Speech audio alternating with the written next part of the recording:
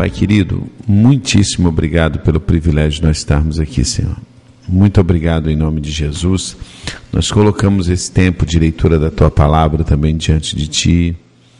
Nós confessamos que precisamos, Senhor, da Sua graça, da Sua misericórdia. Eu confesso os meus pecados.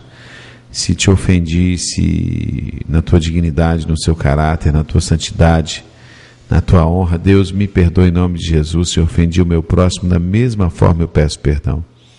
E que isso não seja um empecilho para a revelação do Senhor para nós, Pai Santo. Eu peço que o Senhor venha se revelar a nós tremendamente, Pai, em nome de Jesus. Amém. Lá em Lucas, capítulo 10, versículo 29, diz assim: E voltando-se para os discípulos, disse-lhes, em particular: Bem-aventurados os olhos que não veem e os que não vedes. Pois vos digo que muitos profetas e reis desejaram ver o que vós vedes, e não viram, e ouvir o que ouvis, e não ouviram. Ele estava falando quando os seus discípulos chegaram. Ele está falando aqui, quando os seus discípulos chegaram que ele enviou para curar e tal, eles chegaram pulando de alegria e tal. E Jesus falou: olha, fique alegre porque o nome de vocês estão escrito no livro tal, da vida. Mas ele fala uma coisa aqui, voltando para os discípulos, disse-lhes, em particular, bem-aventurados os olhos que veem o que vós vedes.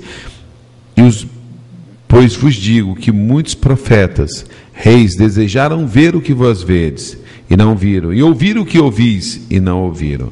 Adianta a sua Bíblia e vai para Lucas, capítulo 11, versículo 29. E ajuntando-se a multidão, começou a dizer-lhe: Maligna é esta geração, ela pede um sinal, e não lhe será dado um sinal, senão o sinal do profeta Jonas.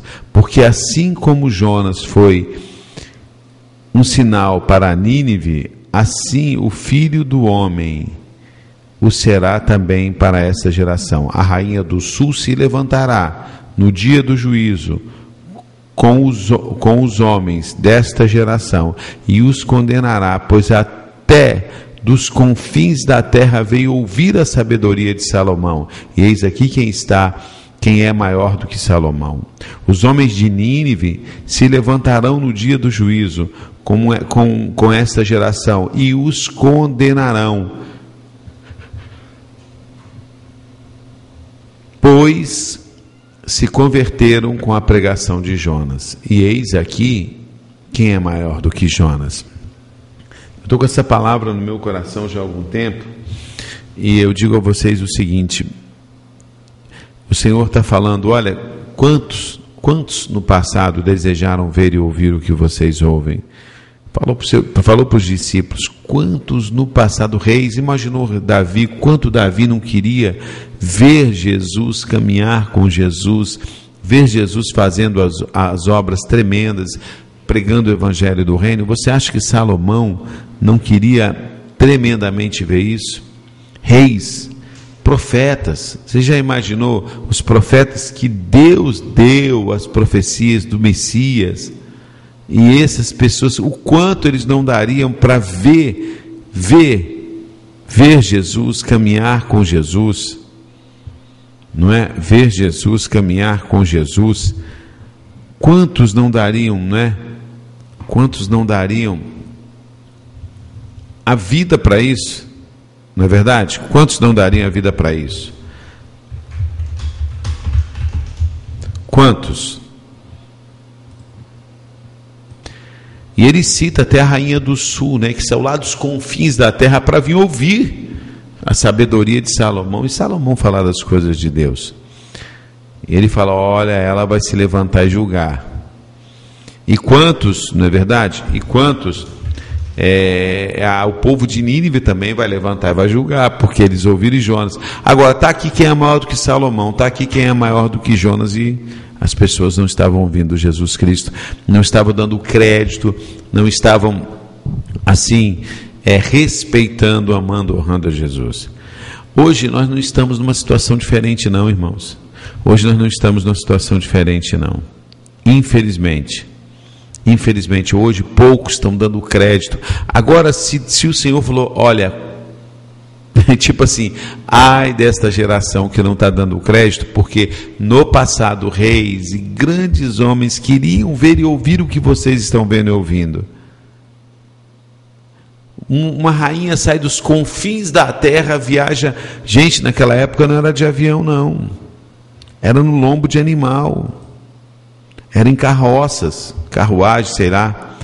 Então você veja bem, para ouvir da sabedoria de Salomão, Salomão falar das coisas de Deus.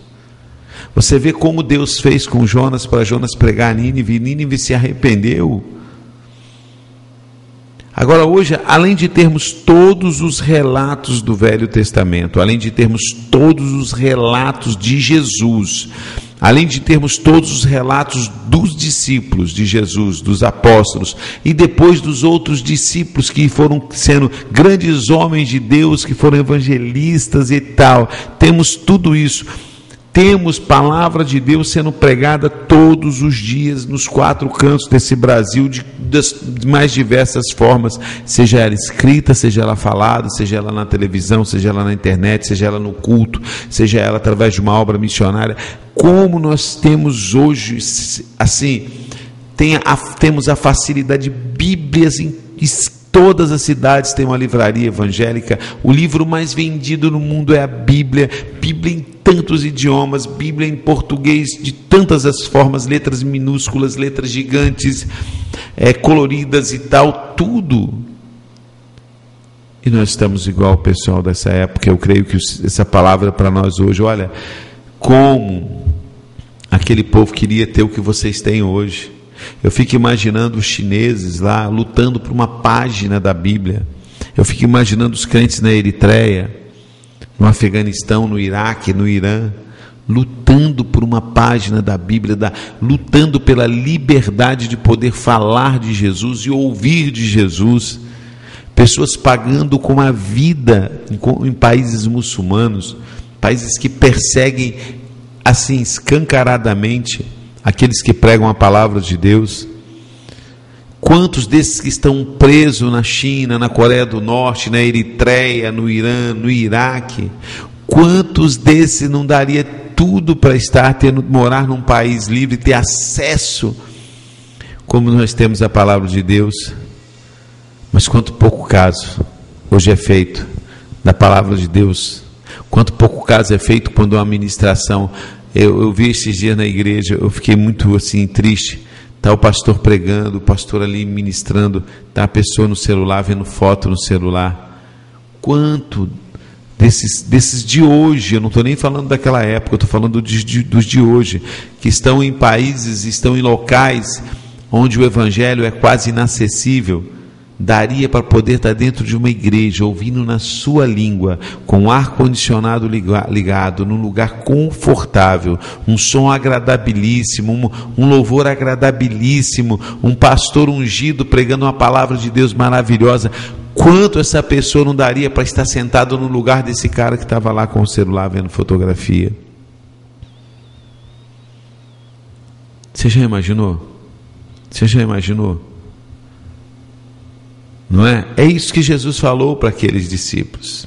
Falou: vocês não sabem quantos reis, quantos homens e mulheres queriam ver o que vocês estão vendo, queriam ouvir o que vocês estão ouvindo, mas não tiveram essa oportunidade. E eu falo para a igreja hoje: ô igreja, quantos hoje dariam tudo para ter acesso à internet com a facilidade que nós temos para ouvir a palavra, para ligar uma televisão, ouvir a palavra, para abrir uma Bíblia e ler no seu idioma, para comprar um livro, para ter uma livraria,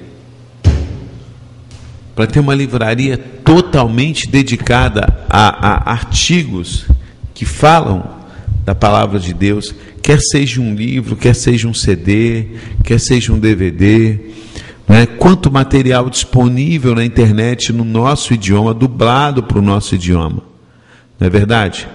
Quantas nações da face da terra daria para ter isso? Nós temos missionários enfiados em aldeias indígenas, que para chegar lá, meus irmãos, só pela graça, isolados do mundo. Nós temos servos de Deus na África, isolados do mundo, em tribos muçulmanas, em comunidades que ali sofrem apedrejamento, sofrem perseguições. Nós temos pessoas inseridas em nações comunistas, em nações como a Coreia do Norte e a China, que não pode, é crime se converter. Países muçulmanos onde é crime se converter. É crime, perde tudo, perde o nome da família, perde herança, perde tudo, perde emprego, se for um emprego público, perde. E nós aqui fazendo tão pouco caso de tudo aquilo que tem chegado às nossas mãos de palavras de Deus, não é? Em todas as formas. Então eu quero que o nosso coração hoje esteja em alerta. Qual é o alerta? Que valor eu estou dando para tudo que Deus tem proporcionado para mim, do conhecimento da palavra dele, e eu tenho desprezado, hein? Será que eu tenho desprezado ou eu tenho dado o devido valor? Será que eu tenho buscado a palavra de Deus? Será que a Bíblia na minha casa é um instrumento decorativo? É um instrumento para mim, quando eu estou com um problema, eu tirar uma palavra para ver o que Deus quer falar comigo, como se fosse uma caixinha de surpresa, um jogo, o quê? Uma sorte?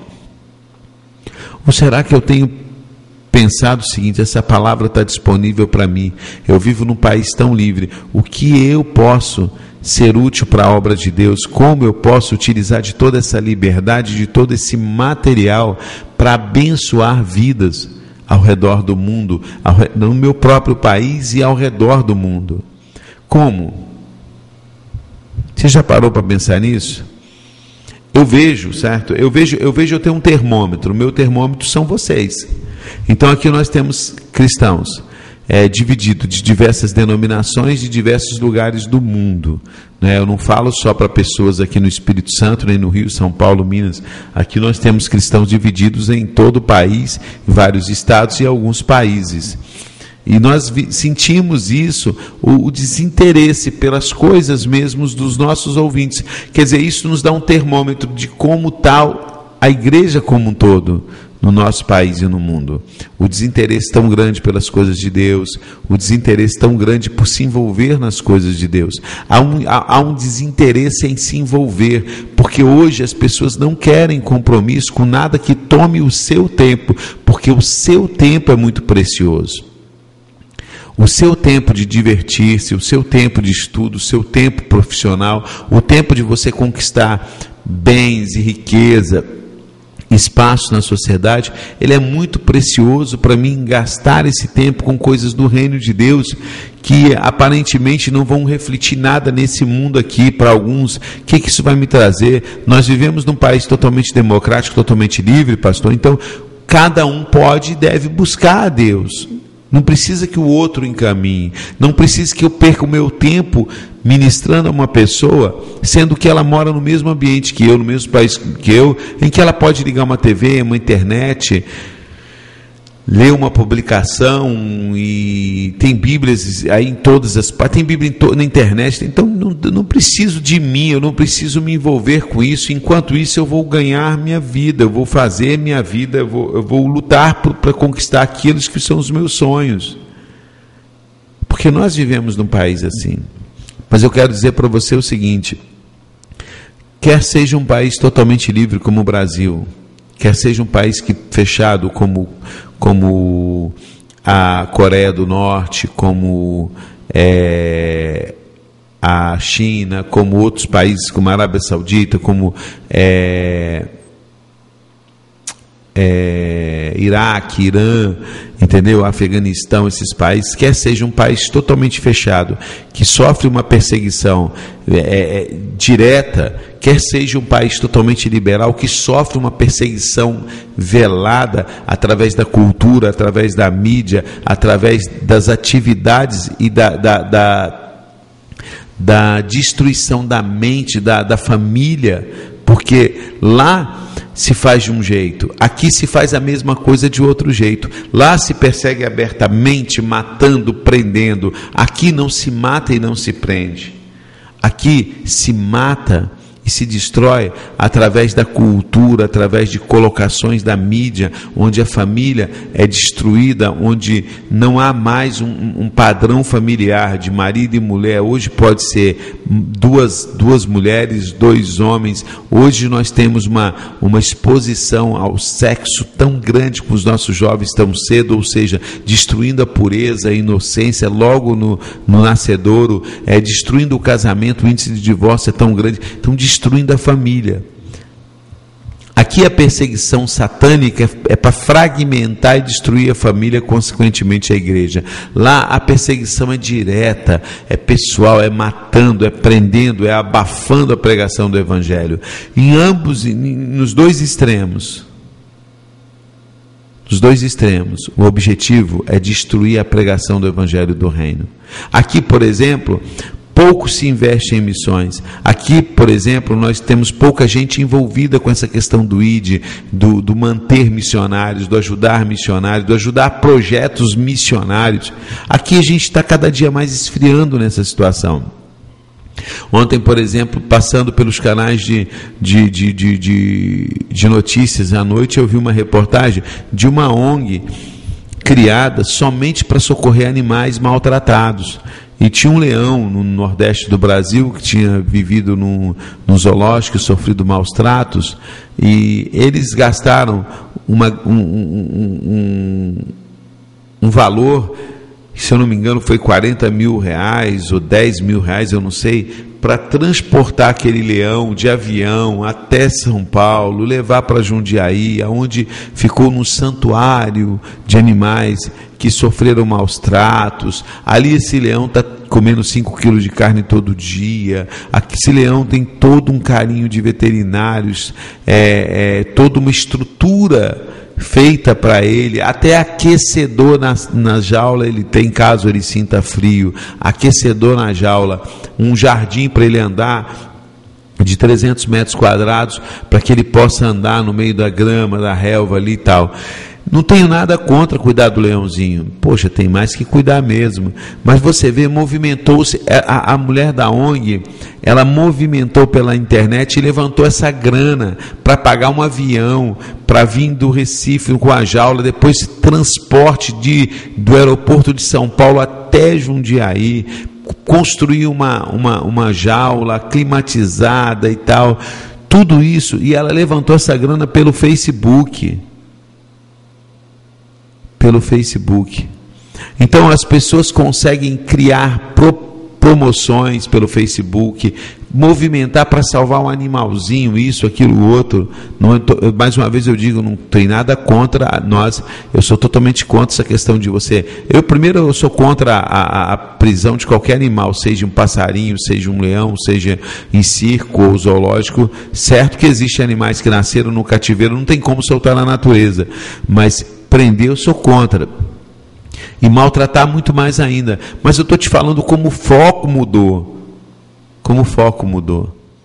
Hoje a gente pede aqui, poxa, por gentileza, nos ajude numa campanha dessa, nos ajude nisso. Ninguém se movimenta, você não vê uma campanha na internet, sabe? Pelo menos eu nunca vi aqui para nós, ou através do qual a gente precisa chegar a tal lugar para pregar o evangelho do reino. Você não vê ninguém se movimentando, fazendo uma campanha, uma cantina, um bazar, alguma coisa. Até hoje, em 7 anos, uma pessoa fez uma rifa. Por quê? Porque nós estamos sendo atacados por outra forma, que é a frieza, a morbidez, o desinteresse. E eu estava lendo ontem para o meu filho uma passagem de Apocalipse que Deus fala assim: por você não ser quente e nem fria, ser morna, eu te vomitarei. Então, meu irmão, o discípulo de Jesus, o servo de Deus, ele tem que ser quente, moro? Esse negócio de morno, ou seja, ou morno, ou frio, ou quente. Esse negócio de ser morninho, sabe o que é morno? É aquele cara que fica em cima do muro, ele não vai nem vem, ele não toma atitude, ele não participa, é aquela vida, é aquela inércia, é aquele religioso. Deus vai vomitar. Meu irmão, eu só vomito algo que me causa o quê? Nojo.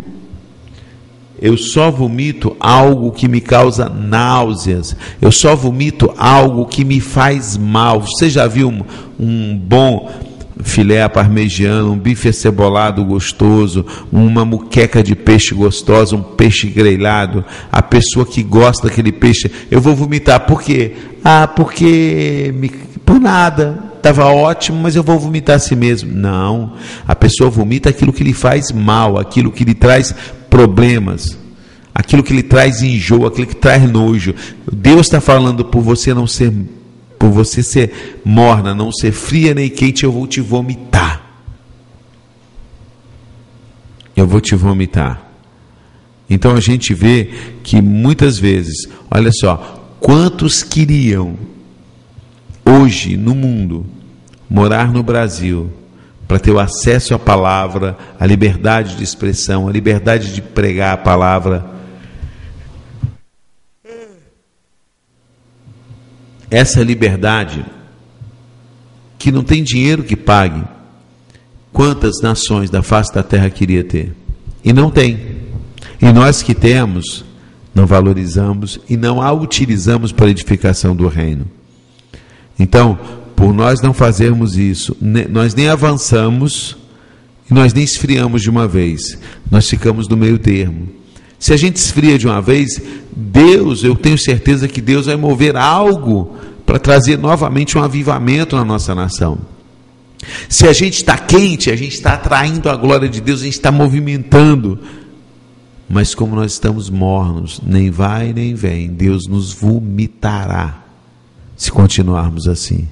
Então, não permita ser vomitado por Deus. Não cause náuseas em Deus, né? Não cause náuseas em Deus. Faça o seguinte: seja quente. Senhor, eis-me aqui. Eu quero fazer diferença nessa nação. Eu quero fazer diferença nesse mundo. Eu quero viver para a glória de Deus, fazendo a diferença. Eu não quero me importar só comigo. Eu quero colocar Cristo no centro da minha vida e ser um instrumento de Jesus para ganhar vidas. Chega de uma vida de morno, porque pode chegar o momento em que o Senhor Jesus vai vomitar todos os mornos. Meu amigo, e não queira ser vômito. Não queira ser vômito. Não queira ser algo que é jetado de dentro do corpo para fora e sai com um fedor, sai fedorento, e um vômito acaba. Eu sou assim, se eu ver uma pessoa vomitar, me dá vontade de vomitar. Um vômito causa outro vômito. Não queira ser vômito. Então, valorize você morar num país, você ter o acesso à palavra de Deus. Valorize isso tremendamente e utilize isso para o louvor da glória de Deus. Eu insisto em falar com você, essa liberdade que você tem, use isso, esses mecanismos de redes sociais, de internet, use isso, tudo isso para a glória de Deus Pai. Use isso para a glória de Deus Pai. Nada para outra coisa. Utilize a tua voz, utilize os talentos que Deus te deu, os dons que Deus te deu para a glória de Deus Pai. Utilize a Bíblia, pegue a Bíblia e coma a Bíblia, não literalmente, mas estudando, lendo, porque milhões de pessoas daria a vida para ter uma Bíblia nas suas mãos, e nós as temos e a jogamos fora e a desprezamos. Faça isso. Não seja um vômito, mas seja algo gostoso de se pôr na boca, de se degustar, algo prazeroso, que a sua vida se torne algo prazeroso e poderoso nas mãos do Senhor. Que Deus o abençoe em nome de Jesus. Amém?